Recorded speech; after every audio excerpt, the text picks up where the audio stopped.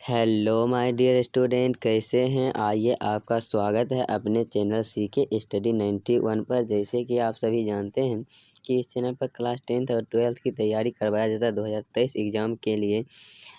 MCQ तथा VVI long short question को cover करा रहे हैं। तो आज हम जो लेकर आए हैं आपके लिए क्लास 12th का, ये सॉरी स्टूडेंट, मैंने आपको क्वेश्चन नंबर 16 तक क्या किए थे, करवा चुके थे पिछले वीडियो में। फिजिक्स के जो long question 30 MVVI long question को जो सीरीज को चला रहे थे, उसमें से मैंने आपको 16 नंबर वीडियो तक और 16 नंबर प्रश्न तक आपको करवा चुके हैं। उसमें से आज मैं 17 नंबर क्वेश्चन को लेकर आए हैं। तो यहाँ लिखने में थोड़ी सी परेशानी हो गई होगी या उस समय याद नहीं रहा होगा। तो यहाँ पर 16 नंबर क्वेश्चन है, लेकिन आपको थंबनेल में 17 नंबर ही रहेगा, तो आप इस क्वेश्चन को 17 नंबर कर लीजिएगा। तो चलिए, आज की जो वीडियो है बहुत ही महत्वपूर्ण है आपके एग्ज़ाम के दृष्टि से, और यह क्वेश्चन बार बार बिहार बोर्ड एग्ज़ाम में पूछा जाता है।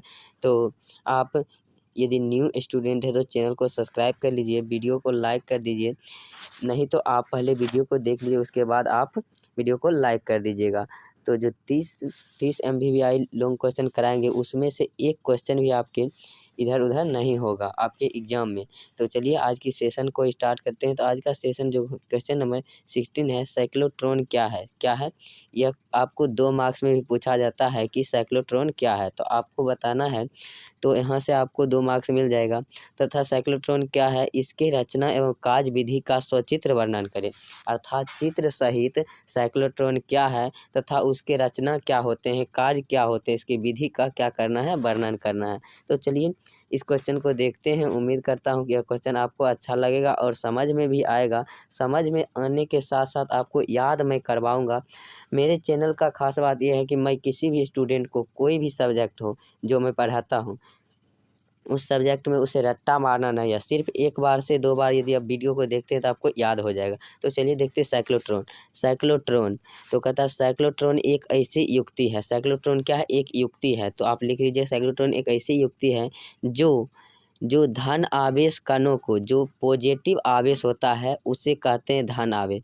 जो धन आवेश कणों को का उच्च ऊर्जा को त्वरित करने के लिए उपयोग करता है। जो उच्च ऊर्जा होता है उसको उच्च ऊर्जा में त्वरित करने के लिए उपयोग किया जाता है। धनात्मक कण जो होता है, यह पॉजिटिव कण यहाँ पर आपको जो दिख रहा है, वह उच्च ऊर्जा से किसी भी वस्तु को त्वरित करने अर्थात फेंकने या गति करने में किसका उपयोग होता है, तो साइक्लोट्रॉन का उपयोग किया जाता है। तो यहाँ तक आप समझ गए होंगे।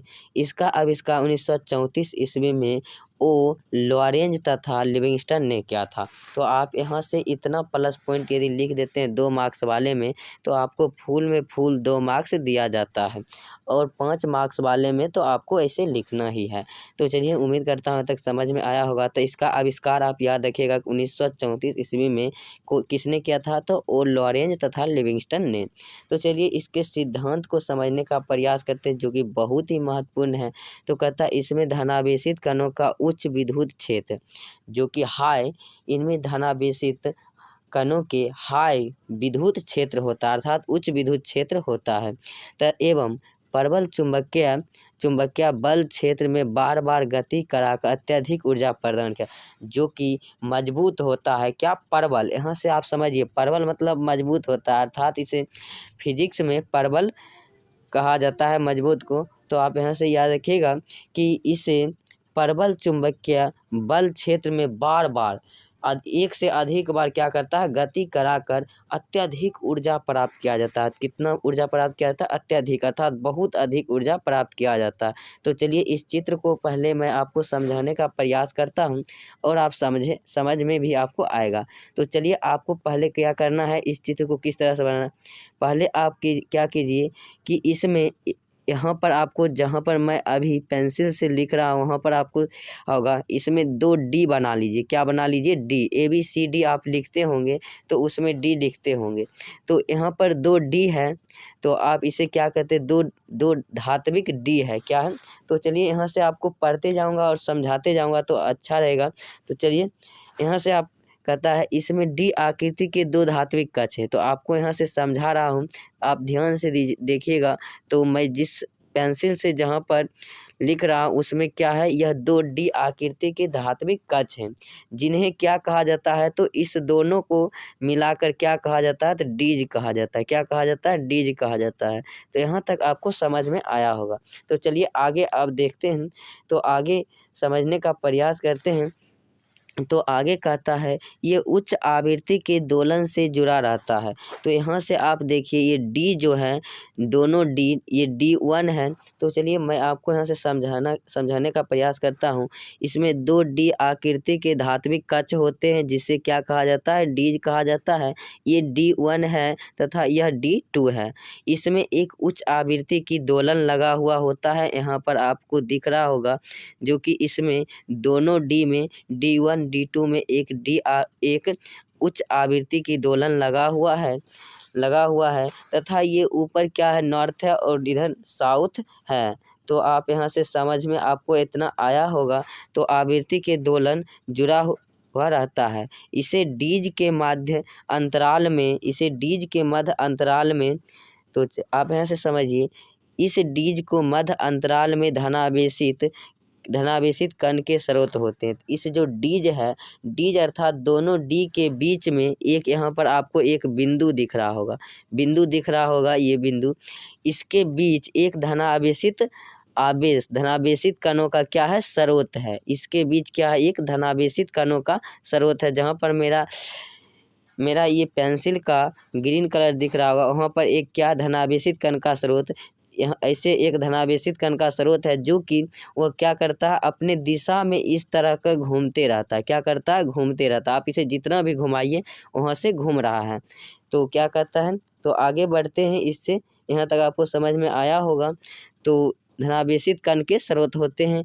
तो इस व्यवस्था को विद्युत चुंबक के अंदर रखा जाता है। इस व्यवस्था को किसके अंदर रखा जाता है, तो ये जो व्यवस्था है टोटल, ये क्या है, तो ये है धनावेशित कण के स्रोत, और यह 2D आकृति के डीज हैं, जिसमें उच्च आवृत्ति के दोलन लगा हुआ है तथा इस सारे व्यवस्था को चुंबकीय क्षेत्र के अंदर रखा जाता है। जो कि यह क्या है, यह जो आपको दिख रहा होगा, यह क्या है, तो चुंबकीय क्षेत्र आपको यहाँ से दिख रहा होगा। तो मैं यहाँ पर दर्शाया हुआ हूँ। तो चलिए यहाँ तक आपको, अब चित्र में आपको कुछ नहीं समझना है, आप चित्र समझ गए होंगे। तो चलिए इसके कार्य को समझने का प्रयास करते हैं। तो इसको कार्य कहता है, आयन स्रोत S और N द्रव्यमान पॉजिटिव आवेश को आयन उस समय पर निकलता है जो कि S और N द्रव्यमान के पॉजिटिव आवेश, यहाँ से आप समझिए, ये जो S है और ये जो N है, इसका पॉजिटिव आवेश उस समय निकलता है जब आप यहाँ से देखिए, उस पॉजिटिव आवेश का आयन उस समय निकलता है जब D2 निगेटिव ऋणावेश विभव पर होता है। जब D2 क्या है, D2 ऋणावेशित विद्युत आवेश पर होता है। ये जो D2 है, ये D2 जो आपको यहाँ पर दिख रहा होगा, यहाँ पर आपको D2 जो दिख रहा होगा, ये D आकृति की जो है D2, यह निगेटिव आवेश पर रहता है तब दिखाई देता है। तो चलिए यहाँ तक आपको समझ में आया होगा। तो इससे आगे आप समझिए, D2 ऋणावेशित विभव पर होता है। तो यहाँ तक समझ गए। D2 के निगेटिव विभव होने के कारण यह धनात्मक आयन D2 में प्रवेश कर जाता है। तब क्या कहता है, D2 जब निगेटिव विभव होने के कारण यह धनात्मक आयन D2 में प्रवेश कर जाता है। कौन D2 में प्रवेश कर जाता है, ये धनात्मक आयन क्या होता है, D2 में प्रवेश कर जाता है। तो ये D2 है जो कि धनात्मक आयन इसमें क्या करता है, ये निगेटिव रहने के कारण इसमें इस तरह से प्रवेश कर जाता है। तो उम्मीद करता हूँ यहाँ तक आपको समझ में आया होगा। तो आगे मैं आपको समझाने का प्रयास करता हूँ। और भी वेग से r त्रिज्या पथ पर गति करता है, और भी वेग से r त्रिज्या पथ पर क्या करता है, तो गति करता है। तो यहाँ तक आपको समझ में आया होगा। और करता है हुआ विक्षेपित प्लेट को बाहर निकल जाता है तथा विक्षेपित करके बाहर प्लेट को क्या करता है, निकाल देता है। तो उम्मीद करता हूँ कि यहाँ तक आपको समझ में आया होगा। यहाँ तक समझ में आया है तो वीडियो को लाइक नहीं किया तो प्लीज़ वीडियो को लाइक कर दीजिए, चैनल को सब्सक्राइब कर लीजिए। तो चलिए अगले स्लाइड पर चलते हैं। चलिए अब मैं अगले स्लाइड पर आ चुका हूँ। तो चलिए, आपका चैनल का नाम है सीके स्टडी 91। तो आप यहाँ से यदि लाइक नहीं किए तो वीडियो को लाइक कर लीजिए। तो बेग बराबर क्या होता है, तो एफ बराबर क्यू भी बी होता है। इसे आप इक्वेशन 1 मान लीजिएगा और इसे यह आपको याद ही करना पड़ेगा और याद ही रखना पड़ेगा। यदि आप याद नहीं रखते हैं तो आपको यह क्वेश्चन नहीं बनेगा। तो आप इसे इक्वेशन 1 मान लीजिए और एफ बराबर आप जानते होंगे mv²/r। यह भी सूत्र होता है। तो यह दोनों सूत्र आपको 100% याद रखना होगा। यदि याद नहीं रखते हैं तो यह क्वेश्चन आपको नहीं बनेगा और आपके एग्जाम हॉल में नंबर नहीं दिए जाएंगे।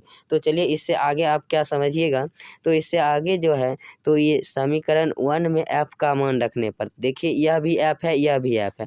तो समीकरण 1, इसलिए इसे मैं समीकरण 1 माना हूँ कि यह समीकरण 1 में जो यहाँ पर एफ है इसमें यह एफ का मान रख देंगे। तो उम्मीद करता हूँ यहाँ तक आपको समझ में आया होगा। तो एफ बराबर क्यू भी बी। तो एफ बराबर यहाँ पर क्या है, तो mv²/r। तो एफ बराबर यहाँ पर मैंने mv²/r रख दिए तथा क्यू भी बी जैसे है उसी तरह से रहेगा तथा इधर भी है तो भी और ये भी स्क्वायर है तो ये कैंसिल हो गया।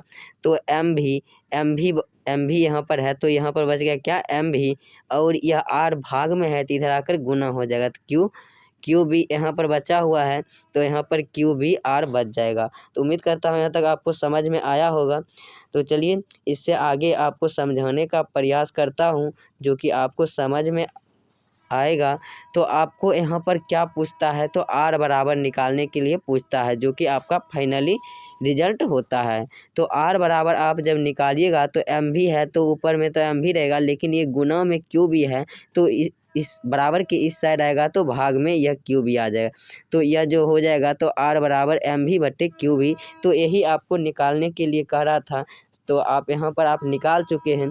यदि आप चाहते हैं इससे कुछ आगे बढ़ना तो आप बढ़ सकते हैं। तो आवर्तकाल टी, समय टी, तो टी बराबर क्या होता है, तो पाई t/2 होता है। तो आप इस तरह से इसे पाई m बटे क्यू भी लिख सकते हैं। तो t बराबर 2 पाई m बटे क्यू भी। यहाँ तक यदि आप लिख देते हैं तो आपको 5 में 5 मार्क्स दिए जाते हैं आपके एग्जाम हॉल में। उम्मीद करता हूँ कि यह वीडियो आपको अच्छा लगा होगा। अच्छा लगा है तो चैनल को सब्सक्राइब कर लीजिए, वीडियो को लाइक कर दीजिए और अपने नोट्स में ज़रूर लिख लीजिए और इसे याद कर लीजिएगा। आपको एग्ज़ाम बहुत नज़दीक आ चुका है, मन से तैयारी कीजिए।